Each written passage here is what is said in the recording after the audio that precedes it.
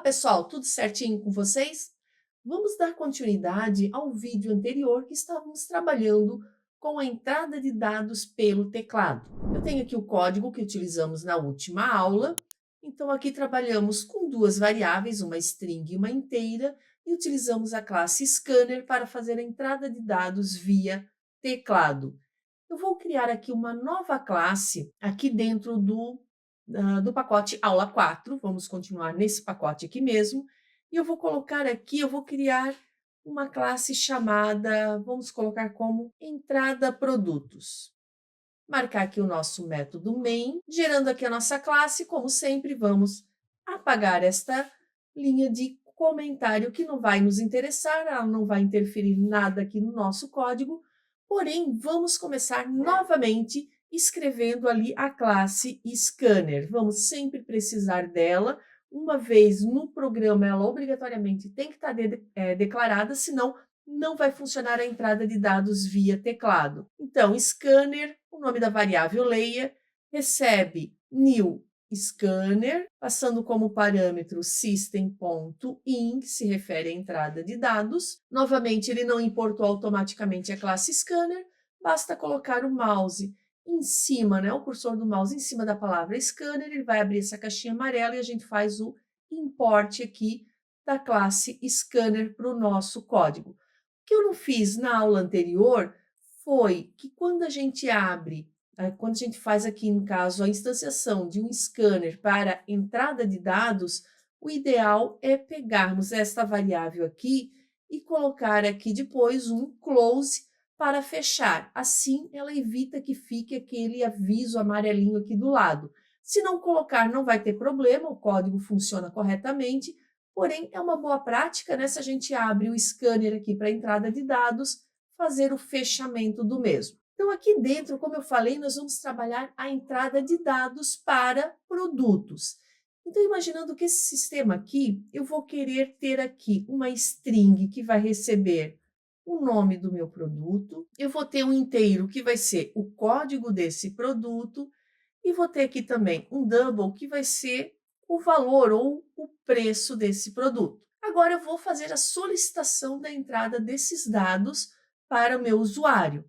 Então, novamente aqui utilizando o sysout, né, o sysout.println. Aqui dentro, então, eu vou passar aqui informes, vamos colocar agora, né, não digite, vamos mudar para informe o nome do produto. Vamos pedir também aqui, vocês vejam que eu já estou deixando uma linha ali em branco de propósito, porque nós vamos depois fazer o recebimento desses valores via teclado. Então, informe o nome do produto, informe o código do produto e vamos colocar também, vamos seguir o mesmo padrão, informe o preço do produto. Feito isso, então, para cada entrada de dados, eu vou fazer o recebimento desse valor para dentro de uma variável, para a variável correspondente. Então, aqui, a primeira vai ser o produto, vai receber o quê? A nossa variável leia, que é da classe scanner. Aqui ele fez um preenchimento automático, não era isso que eu queria. E eu vou utilizar aqui o método next, como eu falei para vocês na aula passada, ele recebe, então, uma string. Então, está aqui, produto, leia.next, vou deixar um espaço aqui para que a gente consiga enxergar melhor o que está acontecendo. Se eu vou pedir o código, eu vou guardar dentro da variável código. Então, novamente, o leia.next, ele já automaticamente já nos sugere o next int, então vou utilizar o next int. E para o nosso preço, então, vai ser preço recebe o nosso leia.next double, porque se trata aqui em cima de um atributo do tipo double. Feito isso, estou conseguindo fazer toda a entrada de dados. Agora eu vou fazer a saída desses dados. Eu posso utilizar uma única vez a classe systemoutprintln, posso usar ela 3 vezes, uma para cada saída de dado que eu quero apresentar depois ali no nosso console, ou a gente pode também estar trabalhando com o printf. Vamos fazer das 3 formas, então.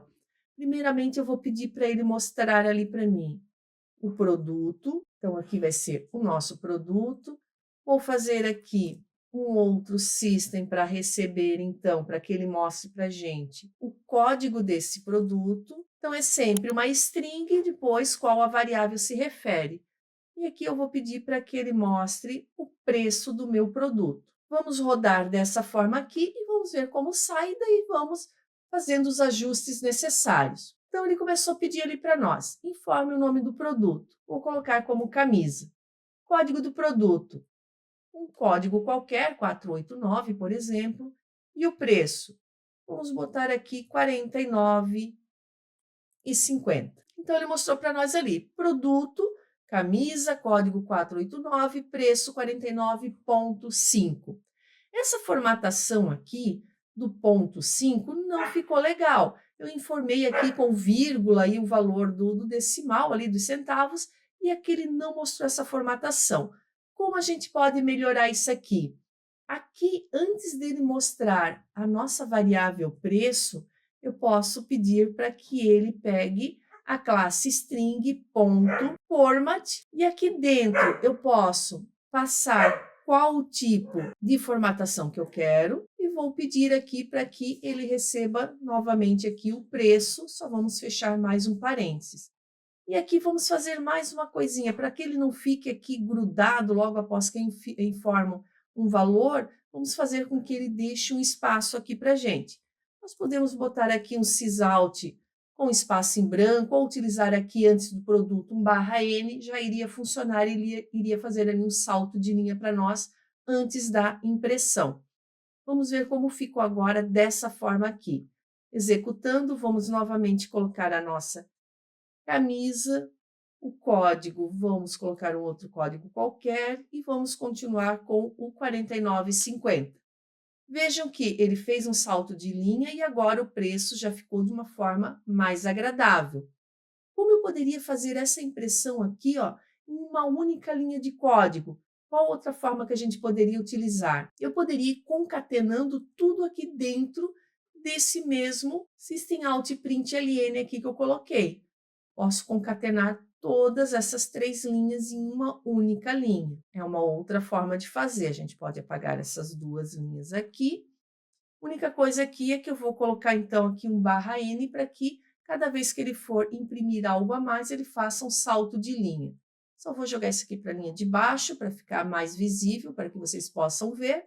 Vou salvar e executar novamente. Vamos lá, vamos mudar agora para calça, um outro código, 79,80. Então, tá ali, calça, pegou o código, pegou aqui o valor com casas decimais, tudo bonitinho também.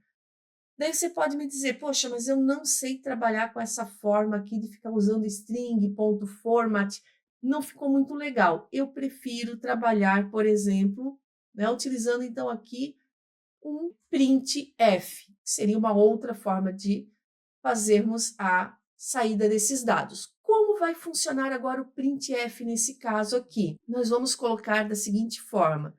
Primeiramente, a gente informa tudo que a gente quer imprimir, então teríamos o produto. Quem é o produto? Ele vai ser uma string, então a gente usa o %s. Isso nós já vimos lá no comecinho dessa playlist, tem uma aula que fala somente sobre essas formatações. Então, se você não lembra, te convido a revisitar essa aula. Depois do nosso produto, eu vou colocar aqui um /n, que eu quero que ele faça um salto de linha e que ele mostre para nós o código.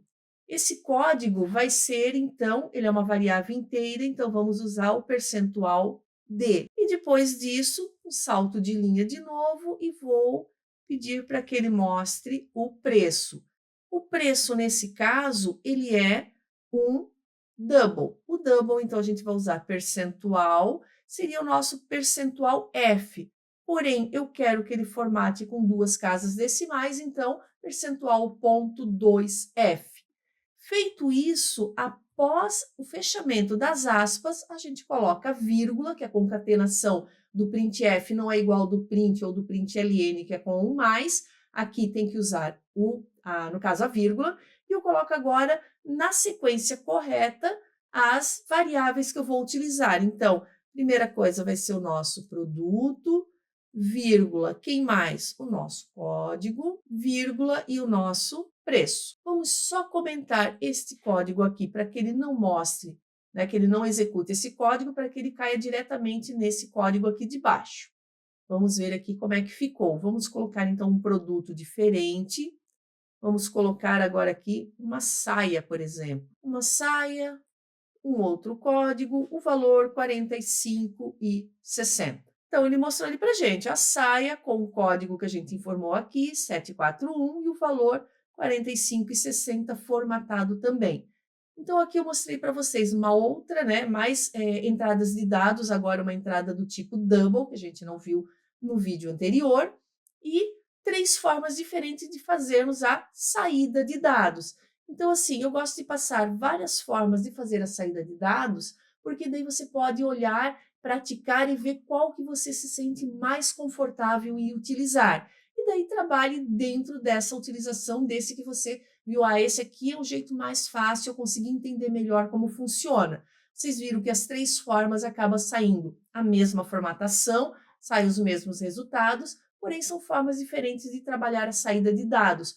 Por isso que eu digo, a lógica, a gente consegue encontrar vários caminhos para chegar ao mesmo resultado. Espero que você tenha compreendido esse conteúdo, tenha gostado de trabalhar com a entrada de dados via teclado e te espero então no próximo vídeo. Até mais!